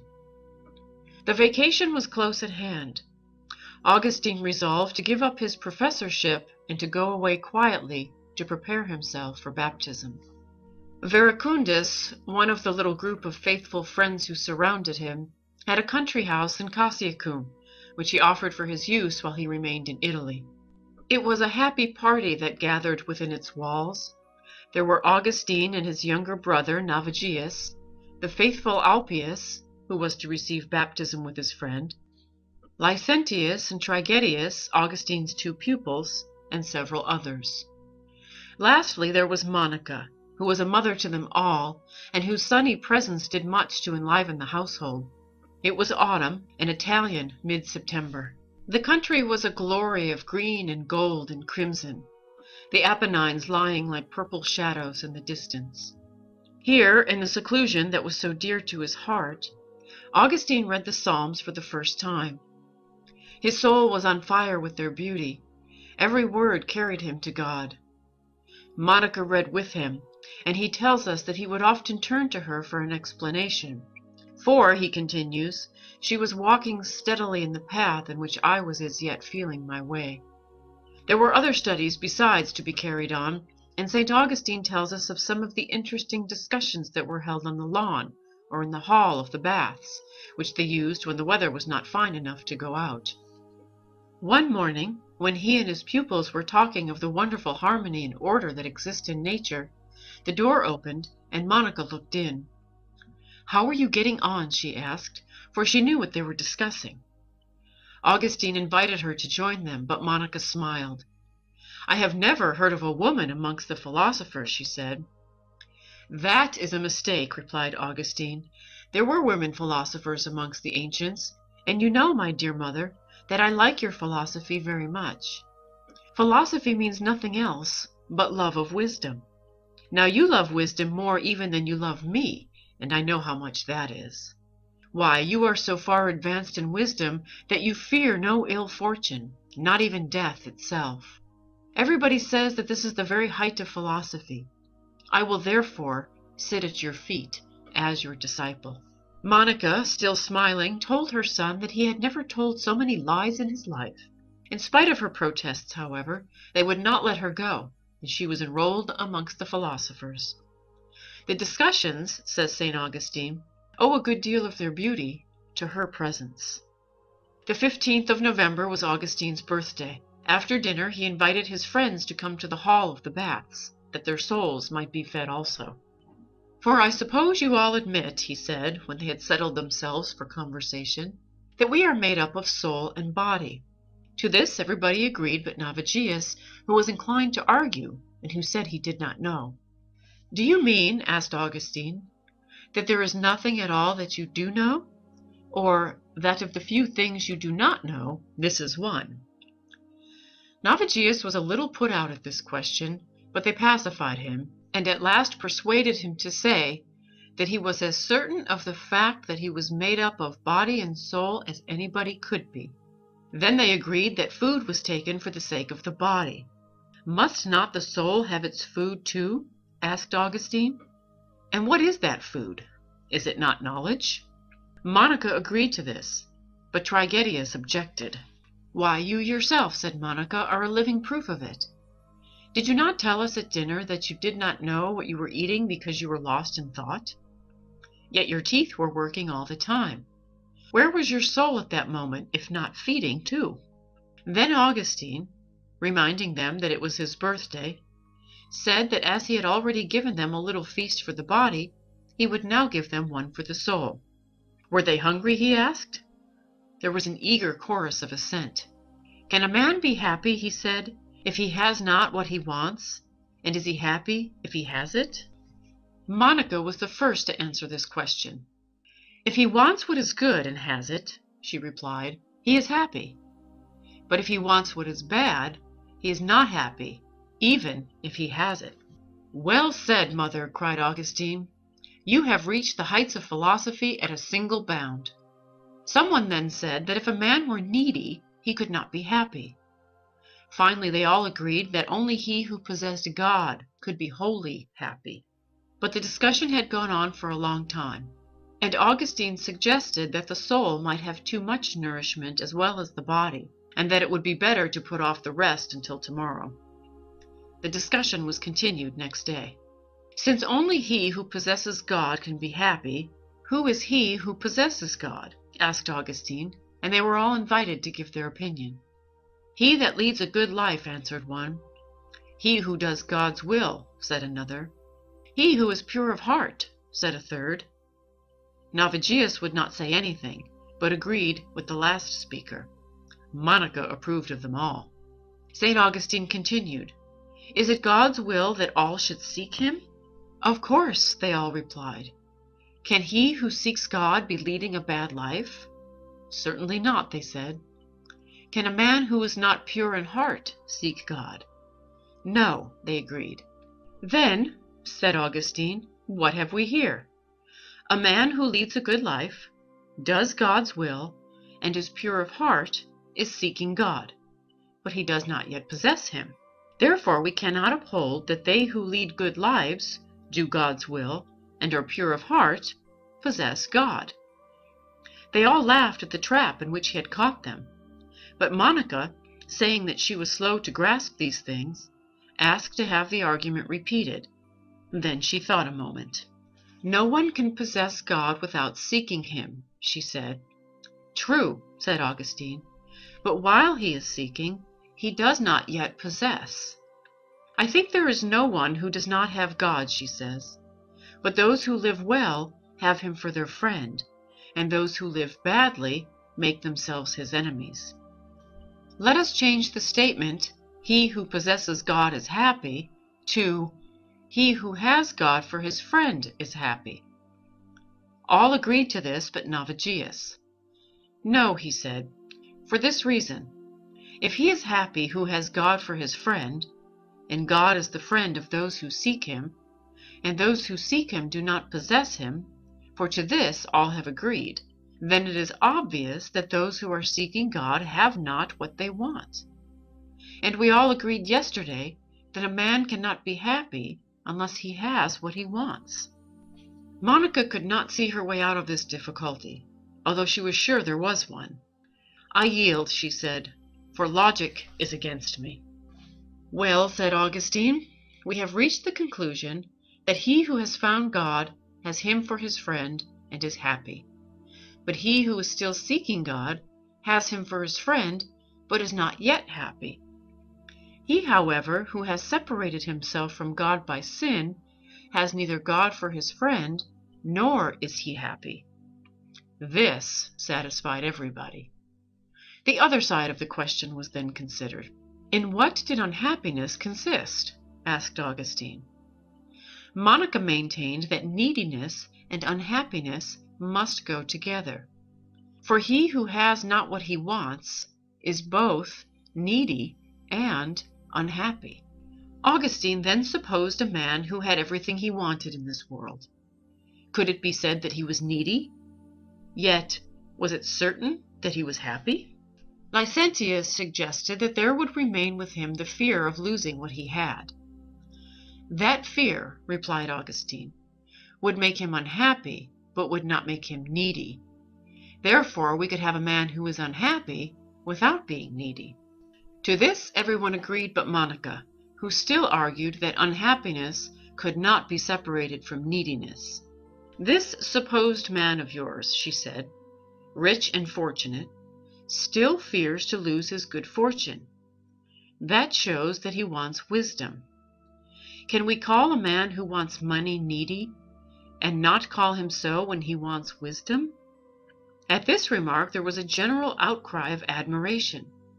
It was the very argument, said Augustine, that he had meant to use himself. Nothing, said Licentius, could have been more truly and divinely said. What indeed is more wretched than to lack wisdom? And the wise man can never be needy, whatever else he lacks. Augustine then went on to define wisdom. The wisdom that makes us happy, he said, is the wisdom of God, and the wisdom of God is the Son of God. Perfect life is the only happy life, he continued. And to this, by means of firm faith, cheerful hope, and burning love, we shall surely be brought if we but hasten towards it. So the discussion ended, and all were content. Oh, cried Trigetius, how I wish you would provide us with a feast like this every day. Moderation in all things, answered Augustine.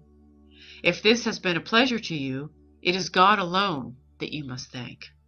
So the happy innocent days flew past in the pursuit of that wisdom which is eternal.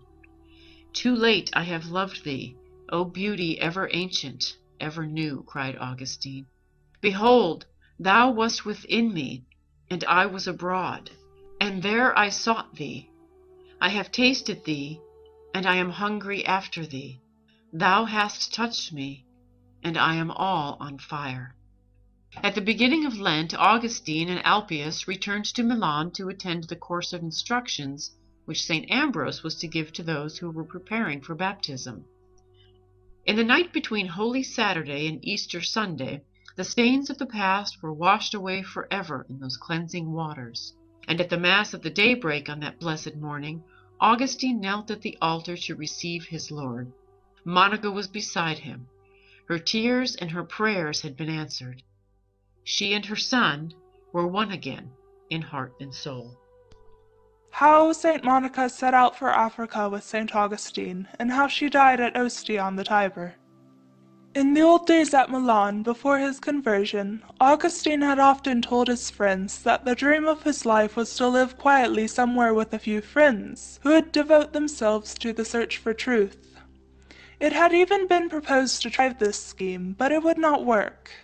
Some of his friends were married, Others had worldly ties that they could not break. The idea had to be given up. Now that he found the truth, and at Cassiacum his dream had been, in a manner, realized. Why should they not continue to live like that, he asked Alypius, at all events until they were ready for work to which God had called them? And where should they live this life but in their own country, which was to be the future field of their labors? Alypius asked nothing better. Their friend Evodius, like themselves a citizen of Tagaste, who had been baptized a short time before, was ready to join them. He held a high position in the court of the emperor, but it seemed to him a nobler thing to serve the King of Kings. So these 3 future bishops of the Church in Africa made their plans together. Monica would be the mother of the little household, as she had been at Cassiacum. She was ready to go wherever they wished. A few days before they started, an event occurred that they all remembered later. It was the feast of St. Patricius, and Monica had returned from Mass absorbed in God, as she always was after Holy Communion. Perhaps she had been thinking of her night of anguish in the little chapel by the seashore at Carthage 3 years earlier, when God seemed deaf to her prayers in order that he might grant her the fullness of her heart's desire. Suddenly she turned to them with shining eyes. "Let us hasten to heaven," she cried. They gently questioned her as to what she meant, but she did not seem to hear them.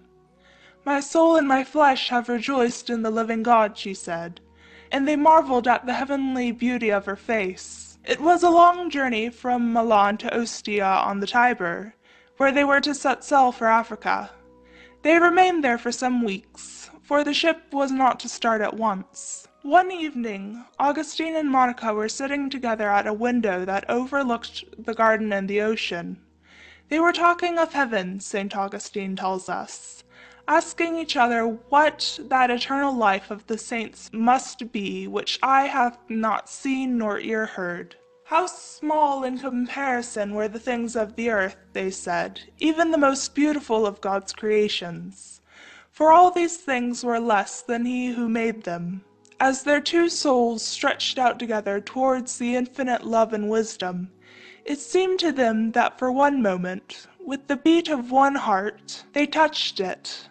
And the joy of that moment was a foreshadowing of eternity. They sighed as it faded from them, and they were forced to return again to the things of the earth. "Son," said Monica, "there is nothing in this world now that gives me any delight. What have I to do here any longer? I know not, for all I desired is granted. There is only one thing for which I wished to live, and that was to see you a Christian and a Catholic before I died. And now God has given me even more than I asked, for he has made you one of his servants, and you now desire no earthly happiness. What am I doing here?" About 5 days afterwards, she fell ill of a fever. They thought she was tired with the long journey, and would soon be better, but she grew worse, and soon unconscious. When she opened her eyes, Augustine and Navigius were watching by her bed. "You will bury your mother here," she said. Augustine could not trust himself to speak, but Navigius, who knew how great had been her desire to be buried at Tagaste beside her husband, protested. "Oh, why are we not at home," he cried, "where you would wish to be?" Monica looked at him reproachfully. "Do you hear what he says?" she asked Augustine. "Lay my body anywhere," she said. "It does not matter. Let not that disturb you. This only I ask, that you remember me at God's altar wherever you may be." "One is never far from God," she answered to another person who asked if it would not be a sorrow to her to be buried in a land so far from home. It was not only her sons who grieved, but the faithful friends who were with them. For was she not their mother too? Had she not taken as much care of them as if they had been her children? Augustine barely left her side, and she was glad to have him with her. As she thanked him one day for some little thing he had done for her, his lip quivered. She thought he was thinking of all the suffering he had caused her, and smiled at him with tender eyes. "You have always been a good son to me," she said. "Never have I heard a harsh or reproachful word from your lips." My life was torn in two, says Augustine, that life which was made up of mine and hers. They were all with her when she passed peacefully a few days later. They choked back their tears. It did not seem meet, says Augustine, to celebrate that death with groans and lamentations. Such things were fit for a less blessed deathbed, but not hers. Then, as they knelt gazing at the beloved face that seemed to be smiling at some unseen mystery, Evodius had a happy inspiration. Taking up the Psalter, he opened it at the 110th Psalm. "I will praise thee, O Lord, with my whole heart," he sang softly, "in the assembly of the just and in the congregation."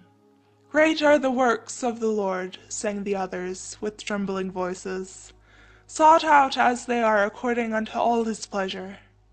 Friends and religious women who had gathered near the house to pray entered and joined in the chant.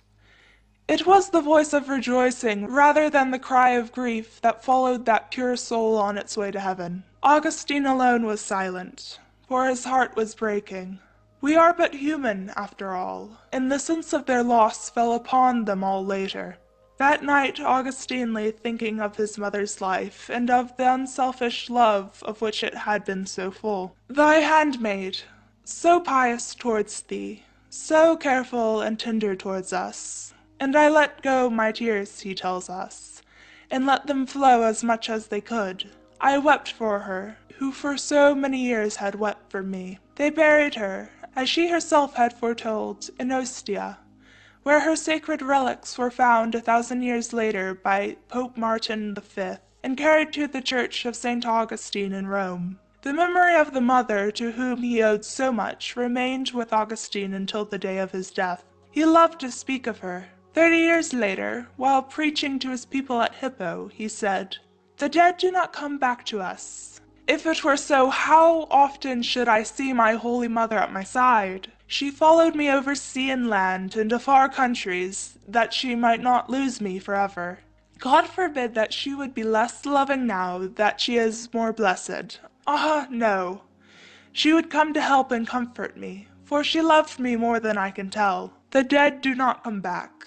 But who that has followed the career of the great bishop and doctor of the Church can doubt that she prayed for him so fervently on earth, has ceased to pray for him in heaven?"